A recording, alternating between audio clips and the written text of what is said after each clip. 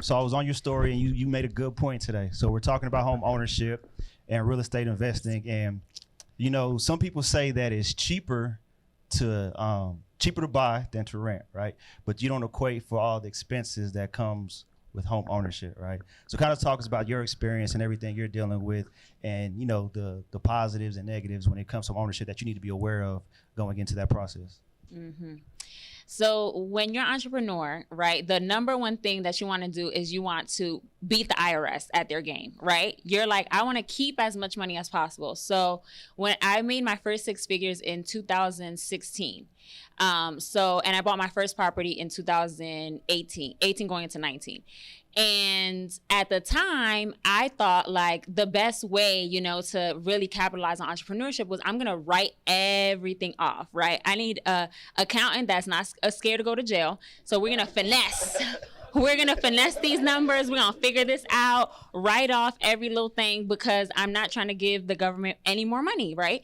But what we don't realize is that when we write all of these things off, then we can't afford as much house because we're not showing as much income. So I ended up having to actually redo the last 2 years of tax returns and pay more in taxes in order for me to be able to qualify for a decent home.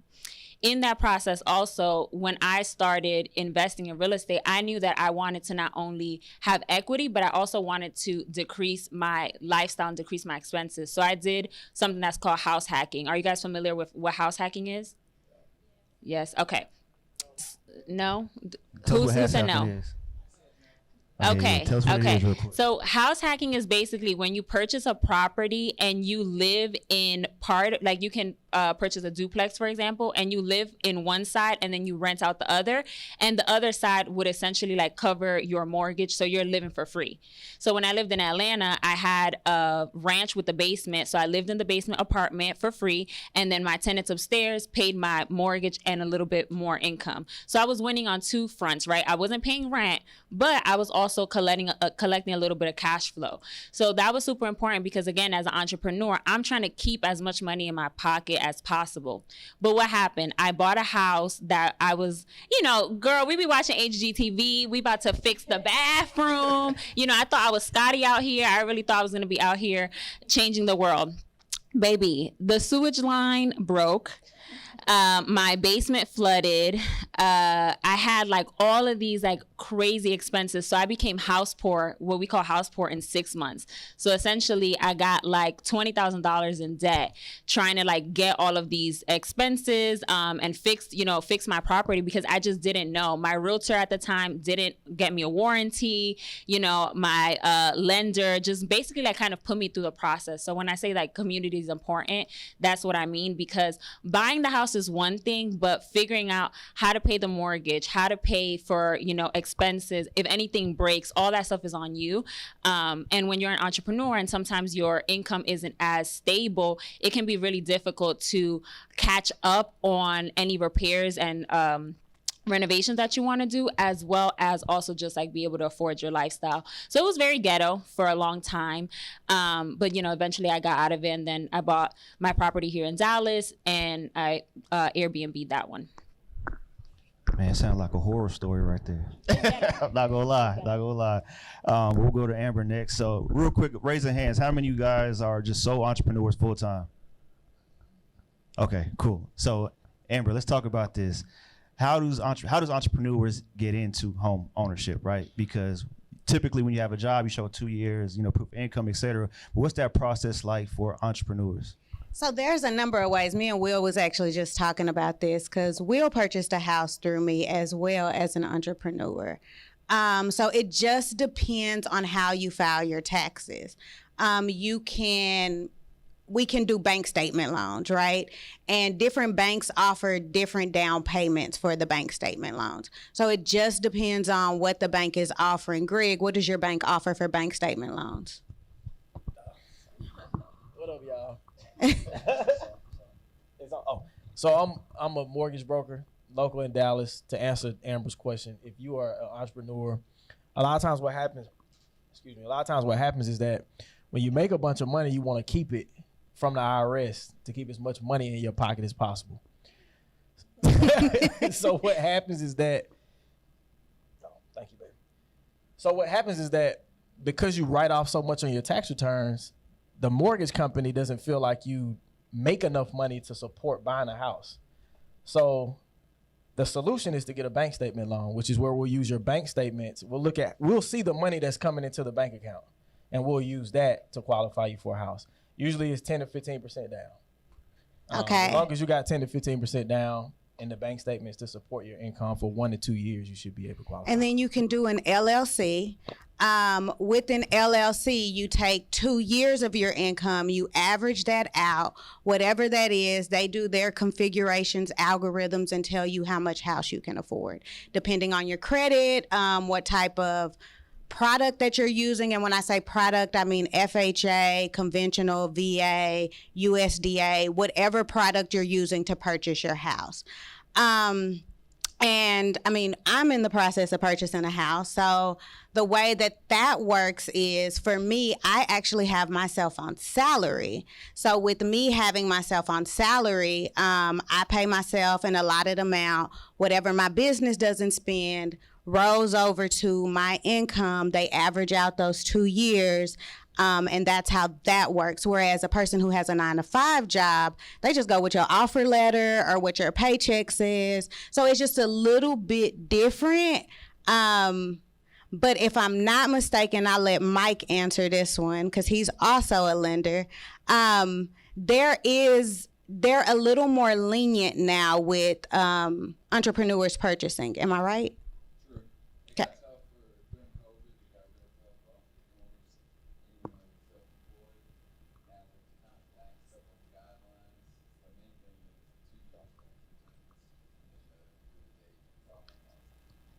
And so if you do a year-to-date profit and loss statement, are you doing a normal FHA conventional loan, or are you doing?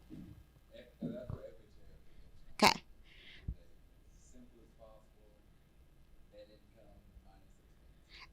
And then the only other thing to keep in mind is, as an entrepreneur, your income has to move like a ladder. It can't go backwards. It has to go up.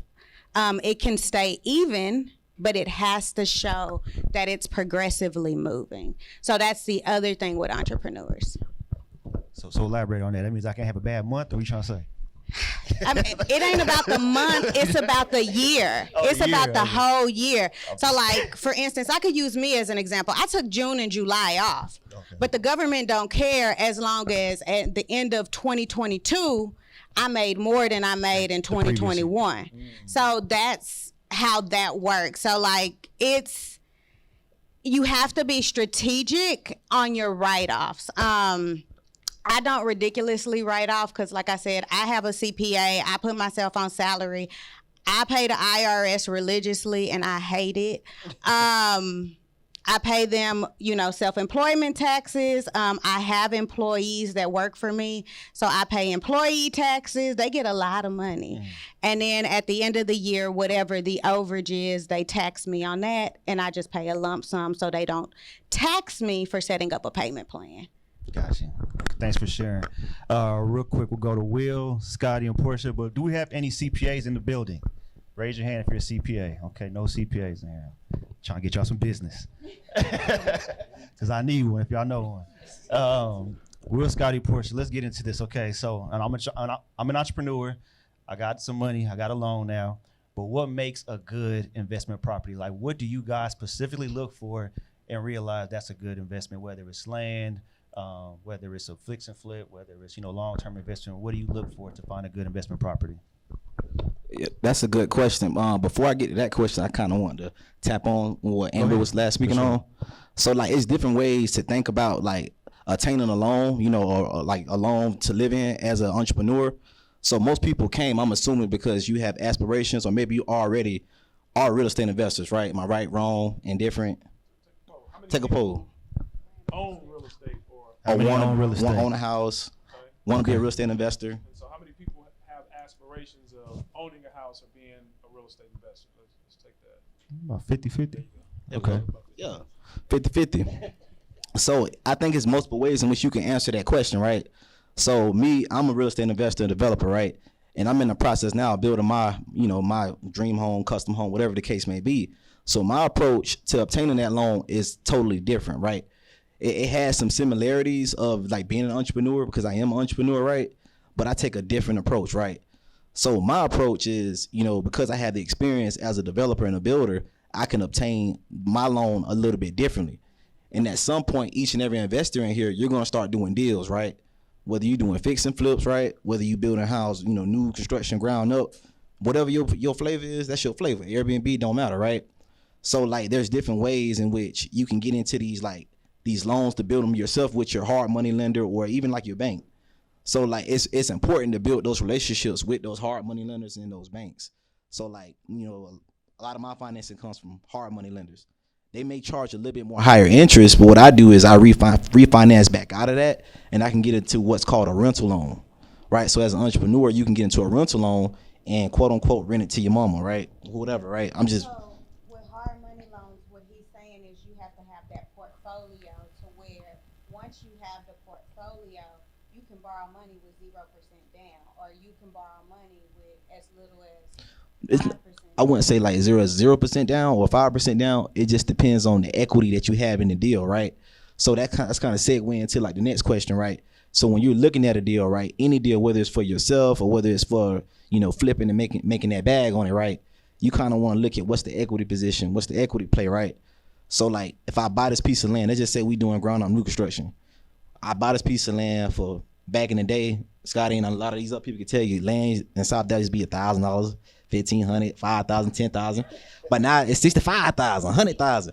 But let's just go for what it is today. It's kind of my fault a little bit, but it's all our fault, It's everybody's fault. But what I'm saying is like you want to look at the equity play on that deal. You feel me? So if I know, okay, if I buy the land for, let's just say I'm gonna use perfect numbers for 50,000. Boom, 50,000 for the land, right? I'm already in the deal 50K. Boom, it cost me 225 to build. So what's 50 plus 225? 275, right? You get a realtor, someone like Amber, to run the comps, right? Or even Scottie, you give a real estate, a realty firm as well, in construction and development. So you kind of run the comps to see what's going on. Okay, I'm 275 all in, but we're not gonna count the 50 I paid to get into the deal. I'm gonna get that back. So I'm really 225. You get a hard money loan for, let's just say 300. So as a smart person, you're gonna take out that full 300, right?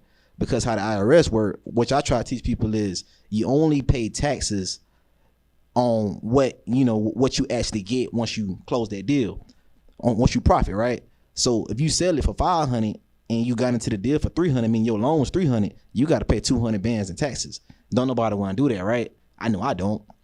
And when I was early in investing, I did stupid stuff like that, and I had that big tax bill. And I said I ain't doing that no more. But a smarter way to do it, a kind of a different play, like how I do things. You feel me? I do cash out refis, and I find innovative and creative ways to take as much debt out as possible, because guess what? You don't pay taxes on what? Debt. You pay interest, right? That makes sense to everybody? You don't pay taxes on debt. You pay what? Interest. I'm going to say it one more time. You don't pay taxes on debt. You pay what? Interest. See, I'm teaching y'all something. Go ahead and send me a love offering. But so like when you looking at a deal, you gotta get real creative with it. Like the way my mind work is like that. I ain't gonna get into that, but the way my mind work, it just worked the way it worked. And I'm always trying to find innovative and creative ways to pay debt. I love debt. You hear some people, you hear Dave Ramsey and all these other gurus, financial gurus, oh no, buy a term, invest the difference. You should hate debt. And I know, don't get me wrong, in certain circumstances, you don't want to be a slave to the borrower. Absolutely. When it comes to real estate investing, which is what we're here for, right? You should love debt, because debt is gonna put you in a position in which you don't have to pay as much taxes. So now I'm building my house. My personal house is gonna be, let's just say, is like it might appraise for like 2.8, but of course, like as a developer, I might build it for. I'm just trying to give y'all a game, right? 800, 700, whatever, right? Boom, you can do a cash out refi. That's a lot of different entries and extra strategies. But I'm trying to teach people. I'm trying to grow, especially my folks, every folk, white, black, Puerto Rican, brown, no matter what you is, trying to teach you about different ways to think about money and getting into these deals and actually being successful, creating a legacy, feeding your family. So I'm gonna get it to Scottie. That's what's up. Scottie, talk to us about what makes a good deal. So I agree. In short, my answer is it depends, right? And if you went to UNT and you learned under John Bain, that's always the answer to these types of questions. It depends. It depends on you. It depends on where you are in your investing journey. If you have $50,000 to invest in real estate, I've always taught, and it's changed a little bit because we're in an interest rate environment that I've never experienced or never seen before in my career. But I used to say that I believe that your first real estate investment should be your own home. And I say that because you can do things like what Emmelie did and house hack. And so you're living for free while you're reaping the benefits of, tax write-off for your interest in your property taxes. You're reaping the benefit of appreciation on the property while somebody else is paying that mortgage. So I bought my first property when I was 19 years old at UNT, and I did house hacking. So I lived in one room and my roommates paid the other. I didn't sell that property until, I think probably about 4 or 5 years ago. So from 2007 to 2017, I had this property that I only lived in for a very short time. I was able to take advantage of very low down payment. It was really no down payment because I had down payment assistance and I had a pulse. At that time, it was different, right? You had a pulse, you can get a loan. But if you're carrying or holding $50,000, go buy your property. Go buy your first home and house hack, duplex, even if it's just a single family home. If you're a single person, no kids or whatever you're comfortable with, and having 2 or 3 other rooms, you can make that play. A lot of times people don't realize that having roommates right now is cool. Most of us, under 30 still walking around with roommates anyway. Why not make money off of them, right? I know a large demographic of people who are under 30, who are under 35 that have roommates. So don't be too ashamed to still have roommates, but make money off of them, right? So you're doing 2 things. One, you're building and growing wealth by allowing for somebody else to pay your mortgage. But 2, you're likely saving your homie or your friend some money because, you're not going to charge them $1,500 for that room. It might be $800, right? So use your money wisely. And really to answer the question, it just depends on where you are. If you have 50 grand and you have no real estate, start with your personal property. If you're an entrepreneur and you have no real estate, but you got 50 grand, holla at Greg. He has all of the loans that you need as entrepreneurs. And there's different ways you can structure it, right? You can structure it as I don't know. Do y'all have a loan situation where, hey, I'm renting these other 2 rooms. I got a lease. I can have a decent. No. Again.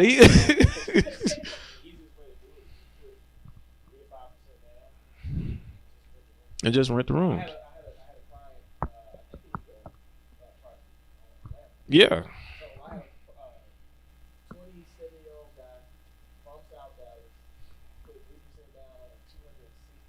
Mm-hmm.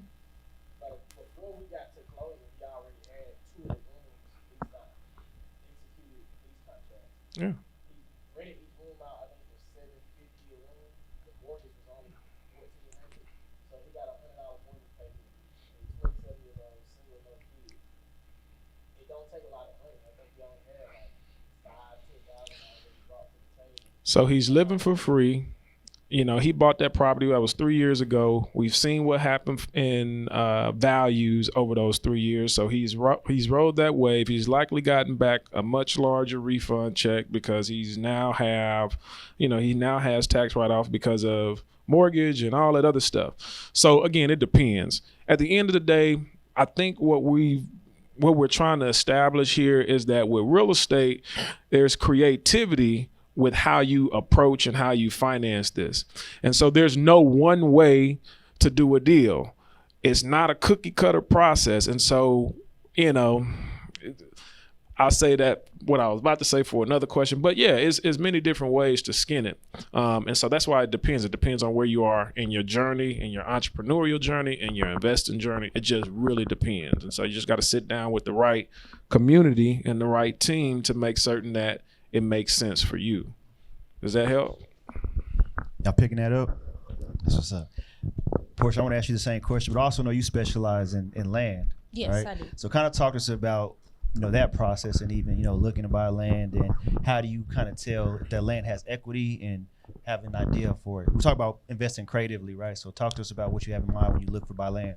Okay, so I guess I'll start with I've been real estate investing since 2016. I started like November 2016. And for me, I think it's different with Amber when she's saying, like, I don't know how many, I saw y'all raise your hands for like the full-time entrepreneurs, but for me, like I said, I still work for FEMA. So like I have a 9-to-5 where I make over 6 figures. And then I make good numbers with my business where people think I do it full-time, but I do not. So with that, I look really, good when I'm doing different things with lenders. So for me, for land, I used to do the fix and flips. I used to do like the houses, all this different stuff.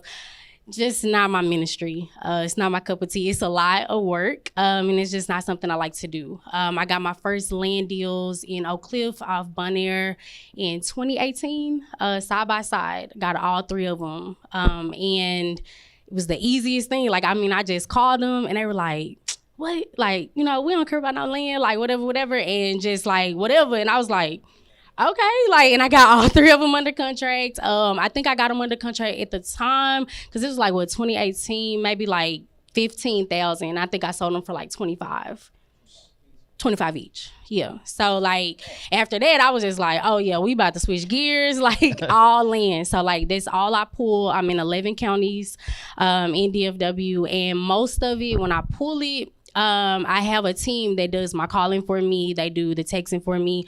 I have a company that does my mailers for me. I have templates for that. I still do my acquisitions and dispositions. And the reason why is because I have my 9-to-5, I have different ways of where a lot of times I'll buy the properties myself if it's a good deal when it comes through. If it's not, I might throw it to Scottie, Will, but I don't tax them, like, because they are my community, whatever. But you gotta get paid though. Yeah, but I gotta get paid still too. But I like doing my own acquisitions because with me having a 9-to-5, being federal, we have this what's called a TSP. It's just like a 401k. And when all of the stuff was going on through COVID, stocks and all this stuff, it was on steroids. So like if you were investing with your 401k, all of that stuff, you can take a loan out. So I just started like buying the different land with a loan from the TSP, made the profit, pay it back, rinse and repeat. And then what I'm doing with the land, I will get surveys on it. Have gotten some plans on it before, hadn't went through the whole process. I talked to Scottie about that on a few of them, but then I'll sell them on the MLS. I don't use a realtor. I use a free broker listing service, but I do have some realtors that I do mess with here. I love realtors who invest, but because realtors really don't like wholesalers, you know what I'm saying? Most realtors don't, but I have a community of realtors and brokers that I deal with because we both, we all provide value. But the way that I kind of value my land. So like if I look at an infill lot, right, say in South Dallas, the house that we just built in South Dallas, I'm from South Dallas, so we just moved back. This family, they own 2 lots side by side. I found the family. They lived in West Dallas. It was 6 heirs. They only wanted $6,000. So we paid them $12,000 for both of the lots. And on that same street, a house just sold for $314,000. So we were all in building like $180,000, but more so because it wasn't spec and like the different builders was charging us like, just a little bit more. Normally if you build for yourself, I'm sure like it could have been around like $120,000 probably, or either $140,000, I guess.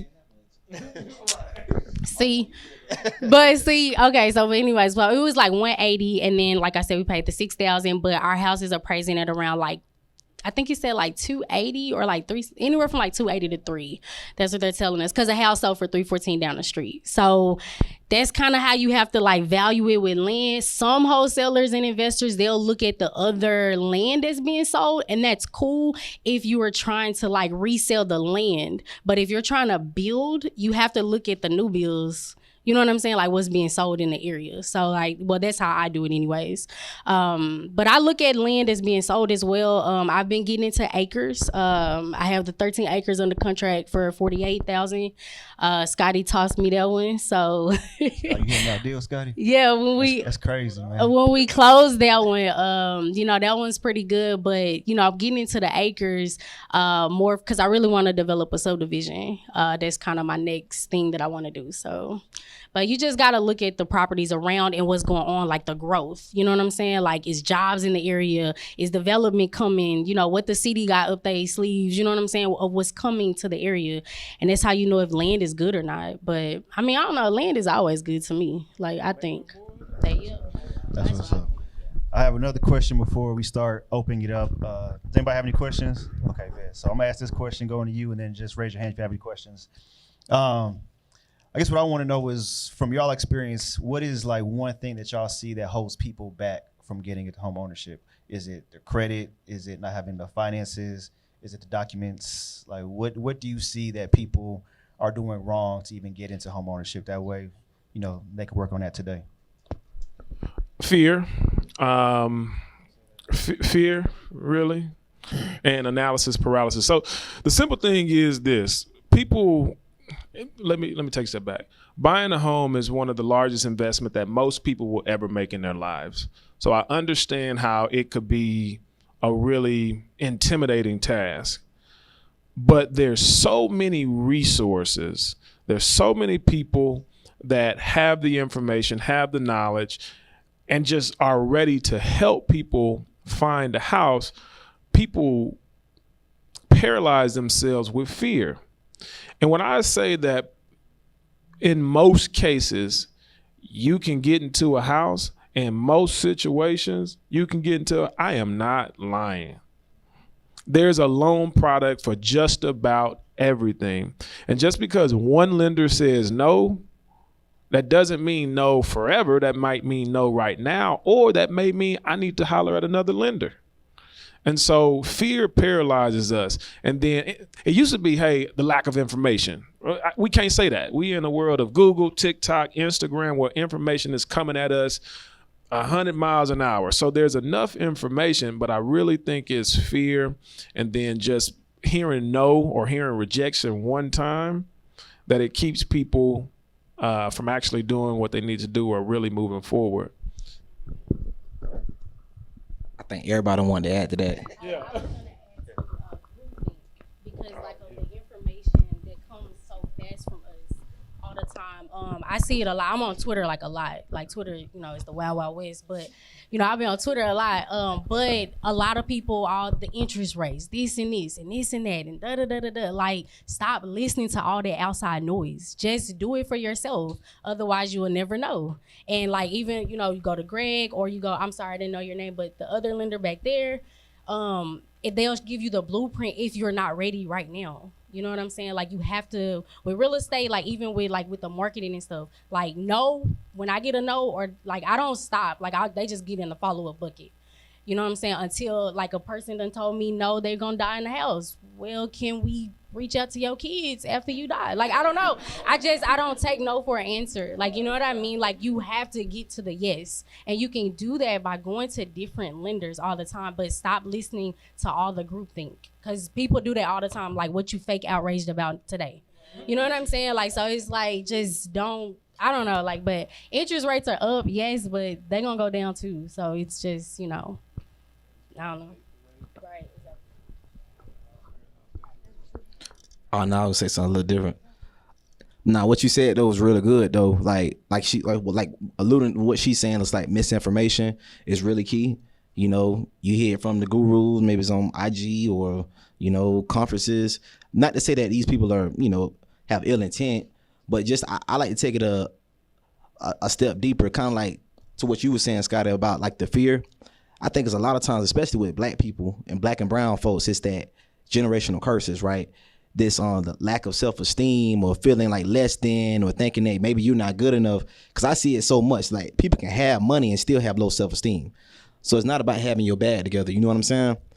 So like for me, like I had to get out of my own way too. Before I got into entrepreneurship, I had this, like, I thought I had high self-esteem because I got girls, but when it came to like, I'm just saying, I thought I did. But when it came to business, I was my own worst critic. And, I would psych myself out because, like, I was a little street dude, whatever. I sold dope, whatever the case may be. People not going to take me serious.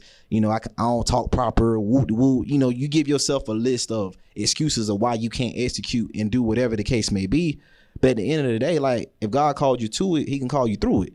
So, like, every person in here has a unique gift and talent, and there's so much information. So there's so much ways to get clean, positive information, from reputable, like, resources. So, like, main thing is, like, hey, bump that jump. Whatever your daddy didn't do, your grandma didn't do, that ends with you. You can do it. You can get to a property for way less than you think. He just said, he just talked about a property for 260 that somebody paid. What Greg said, something about 5,000.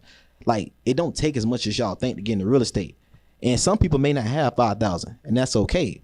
That's when you talk about business credit. There's people in here that do credit, right? You can get a business credit card for like 10 grand, 20 grand, charge that thing up, and then get into that property, and then worry about paying that bank back later. But the cool thing about it is they real talk.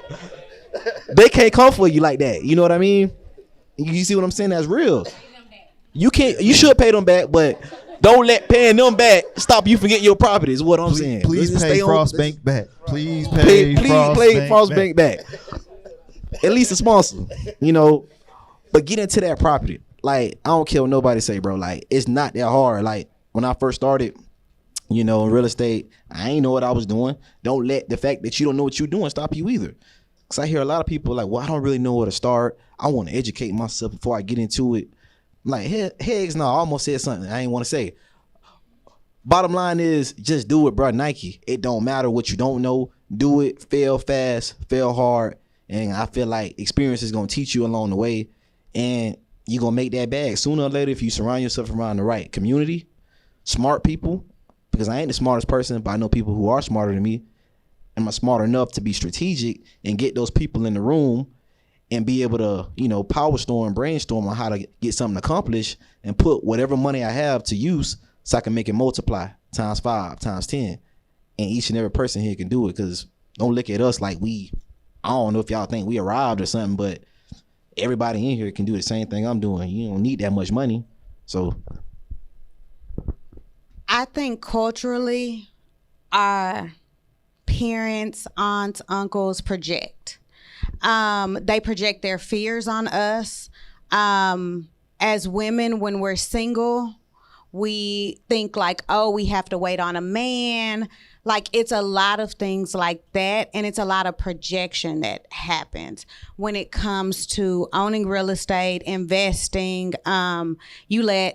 I could even go back to like when I first thought about becoming a realtor. Somebody talked me out of it for 3 years because they were failing in real estate.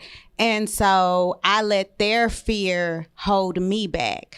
So that's the same thing with anybody else.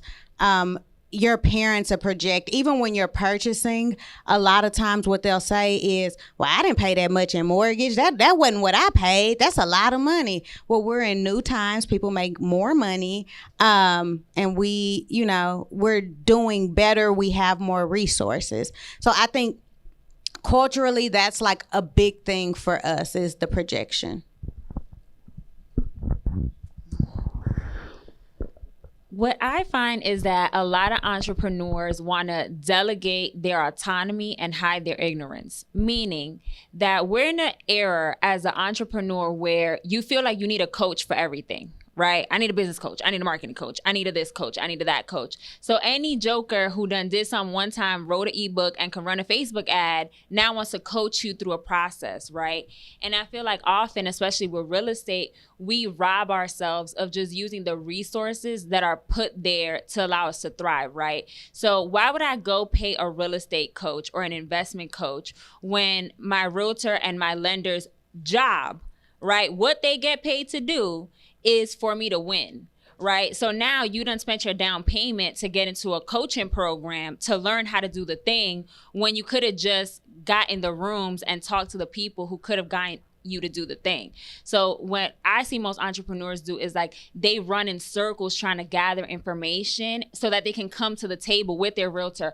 I'm gonna fix and flip and I have the equity and you have all the answers, and it's like she could have gave you the answers for free if you would have just sat down with her and told her your plans, right? Like when I moved to Dallas, I told her, I was like, I want to invest somewhere where I can get equity quick, that I can Airbnb it, like what y'all got? And they were like, okay, South Dallas, you'll be by Fair Park. You know, people come obviously in town for the fair. It'll be a good place to Airbnb. The prices are coming up. She's the expert, right? But as entrepreneurs, we always want like a coach or somebody to tell us that we're like doing it right, because we have that imposter syndrome, and a lot of us are first time entrepreneurs, so we really think we don't know what we're doing. We know what we're doing, right? But we always just need that little nudge, that little Validation. Assurance. And I think that really holds a lot of people back from moving farther faster, because we're always stopping to get people's opinions and get a coach and get whatever on the way. Then you look back and you're like, damn, it done took me 5 years when it took so and so 5 months. And it's like, because so and so they were running off ignorance, right? They were running off ignorance while you trying to get all the answers. They were taking action. And I really, really hope that after this panel, you guys realize and connect with the people in the room that what you need to get started investing in real estate is usually a conversation and nothing else. That's real. Yeah, clap it up for that. So we're going to go into questions, and so to give it time on the back end for you guys to network with everyone and pick their brains and, ask for a loan like I'm about to. All three of y'all, 5 of y'all. We'll start here, and I'll go back, ask you. But yeah, that's what I meant to say. Try to ask it specifically to a person. That way we're good on time, if y'all don't mind. So I got multiple questions, but I know we got folks in the back. I had to pick one. All right, so I'm gonna just pick this one. I think this is more for you. So this for Will, by the way. Now that rates are higher, you mentioned the cash out refi, holding onto the property, renting it out. So my question is, what adjustments are you making mentally and in your business to adjust to the rates being higher? Because if the rates are higher and you pulling money out of the house, it's probably messing up your cash flow, I'm assuming. So like, what adjustments are you making to deal with the higher rates? Because you said something about rates being higher, but that ain't no reason to stop buying, which I agree. But how does that work? Like, how are you making that work? Yeah, so that's a good question. Just to kind of reiterate his question in case someone didn't get it, he basically asked, like, how am I mentally preparing myself, with the fact that the rates are increasing, as it pertains to cash out refi, right? So for me, like, start with that mindset. I'm just like a boat jumper. Like, I don't care. I'm gonna do it, figure it out. If it don't work, cool. I wasted that money. I get it back. I'm a hustler. But just thinking about it more strategically, I think the strategy in it is, okay, I do amortization schedules. So I'll get with my banker, whoever the case may be, my hard money lender, and I pull out that amortization schedule. Is everyone familiar with an amortization schedule? Nope. Somebody said no, right? Well, I said no. So no, okay. So essentially what that is it tells you like the interest rates and how they're gonna progress over the life of the loan, right? So I typically try to look at if I got an interest strategy and an exit strategy of I'm only probably gonna hold this property a year or two, I look at, okay, what interest and principal and everything could I potentially pay in the next year or two? Okay, how much cash are they willing to let me take out, right? So if I build like me, I'm doing a whole bunch of new builds to rent. So I currently got 10 new builds under construction that I'm building right now, right? I'll use this deal for an example. So I toured out a church, right? A church like in South Dallas, and I'm getting ready to build 4 homes on it. So how I'm doing that deal is I'm gonna build them for, let's just say, I'm just making up numbers. Let's just say I built each and every project for $300. So that's $1.2 million, right? All 4 of those projects, let's just say they appraise at $500 a piece. So what's 500 times 4? 2 million. Yeah, 500 times 4 is what? 2 million. All right. Yeah, we went to college, we passed high school. All right, so that $2 million, and it cost me 1.2 to build, right? Because I built it at 300. 300 was 3 times 4 is 12. So 300,000 times 4 is 1.2. Sales price is 500,000 times the number of homes. So that's a difference of what? How much? 800. So you got 800, but you can't take all 800 of that. You only can take, now they lowered it from 80 to like, some lenders are 75, some are 70. Some are even 65. It just depends, right? So me knowing that, I know I can only probably get 65, maybe 70% of that 800. Cool. I don't really need all that. I just need enough to do my thing and hang. So I'm gonna take maybe 250. I don't need a quarter. I ain't gotta pay taxes on it. Because if I sell those houses, right, I gotta pay taxes on it. Remember, what did I teach y'all earlier? Take tax? No. Interest. You pay. Yeah, somebody interest there. On interest, you don't pay taxes. I mean on taxes. On income, you gotta pay taxes. On debt, you don't pay interest, right? So when I take out that quarter or whatever, I'm just using this example. If I take out a quarter, I ain't gotta pay no taxes on that. You know. Are you cool? Like if I take my money back out to move on to the next deal, are you cool with not cash? So it depends on how the market is, right? So like I may have tenants, I may Airbnb. It just depends on what's advantageous at that particular moment. I can't necessarily say for each and every investor what will be advantageous to you in that moment, right? You may walk into it with a tenant. You may not. Just being realistic about how real estate investing works. You're not gonna always have a slam dunk deal, and the deal may not always go the way in which you anticipated, right? So let's just say in this example, I may have tenants already lined up. I may not, but that's cool. When I take out my 250 or 300, whatever I decide to take out, I got more than enough money to pay my rent or my mortgages, however you want to call it, for all those properties for the next X, Y, and Z years. Plus giving myself 100 or whatever the case may be. And I sit down, I pull out my, my financial calculator. I look at, like I said before, my amortization schedule, right? And I run my numbers and I kind of make it make sense. And I'm like, all right, bro, okay, if nobody came and rented these houses, let's just say Putin come and do something crazy. I'm just I'm just being real, right? Regardless of what happens to the market, if every person in here says, I ain't buying a house no more because I listen to Dave Ramsey or Aunt Jemima on the syrup bottle and she's told me not to buy a house or rent a house, I'm cool because I got more than enough to cover my expenses plus go to Vegas and hang. So that's how you got to think about it. That makes sense? Yeah. Okay. I can't hear you. We can't hear you. Now I'm messing with you. But can you stand up? Yeah. From an entrepreneur's perspective, like for commercial property, I want to know like what are the ideal factors when looking to purchase commercial property, as far as how much it costs, how much revenue you're bringing in, how much risk you're willing to take with that, and then from a lending or leasing perspective, what's your ideal client when you're looking to purchase? That's a great question. What's your name? Soraya. I like that. So in this environment, what kind of business do you have? Stationary company. Most lenders and our commercial guy has left for the day, but most of the time, if you're looking at leasing a property, they're going to expect for you to have a really decent either business plan if you're a brand new business, or you have to have a solid tax return.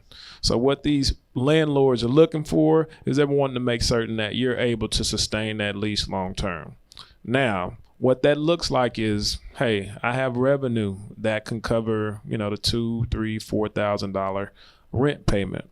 But also I have a business model or a business idea that's able to sustain longer than a 1-year lease. So when you go and rent a house, they're looking at 1 year, right? And you'll renew next. But with commercial properties, they're wanting you to do longer terms, 3 years, 5 years, 7 years, or 10 years. For those owners, that's important. So they'll look at that and they'll heavily scrutinize that and say, hey, this is your business. I don't think that it's going to sustain longer than the 3 years or 5 years. And that's, they could be wrong and they likely are, but it's their building. So switching gears, if you're looking at purchasing a commercial property, you're going to have to come with a larger percentage down in most cases with traditional lenders, say Frost Bank or most other commercial lenders. They're going to look at 20 to 25% down for a building. Now, much like anything else in real estate, it depends, right? So if you find a building or you find something, and I'm a heavy proponent of South Dallas. So if you have a solid business idea that you think or that you feel is profitable long term, I encourage you to move to South Dallas.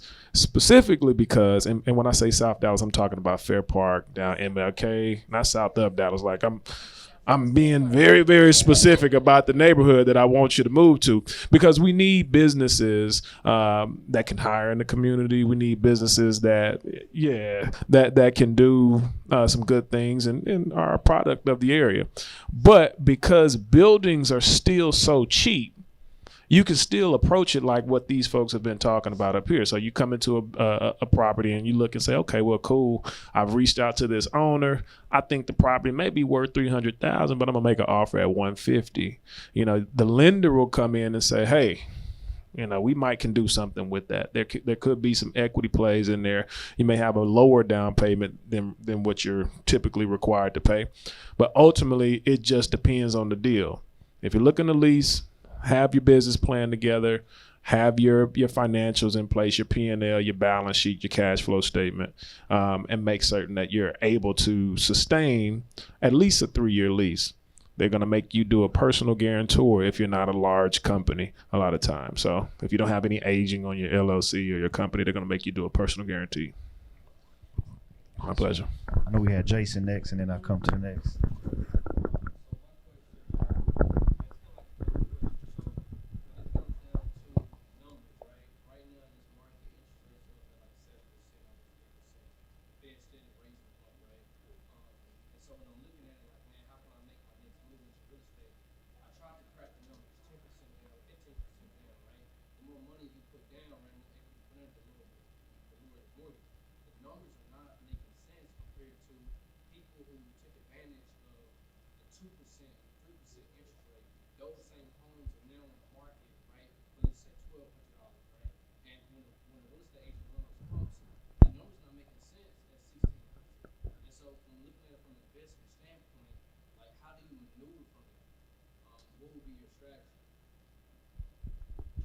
I'll give a real quick response, and then I'm gonna let somebody else capture that. So here's what I suggest, right? Because what'd you say? Right, yeah, there you go. Try that route, buy off market, because you'll find good deals that way. But marry the house and date the rate. And so what that means is, if you find a deal that you like and you think it's going to be a good deal, and it's in an area that's in a high appreciating area, like South Dallas, buy it. Because these rates are not going to, it's going to be a while before they tick down. But they ain't going to go too crazy, I don't believe, because then you drop us into this economic stuff that just, I don't think that they're ready to do. So if you find a deal that you like and numbers aren't working, you may have a little bit, it may be I'm breaking even for the month. But guess what? Refinance when rates go down. And so that's really all I can say at this moment, because it doesn't make sense to put more money down in this market, because it's still not going to make sense. So get in for as little money as you can, in my opinion, refinance, or you can do a 2-1 buy down, right? So a 2-1 buy down. You about to talk about that? That's what I was gonna say. Oh yeah, so you can do a 2-1 buy down where you buy the rate down for a couple years, and then hopefully at the end of that 2 years, rates are starting to decrease.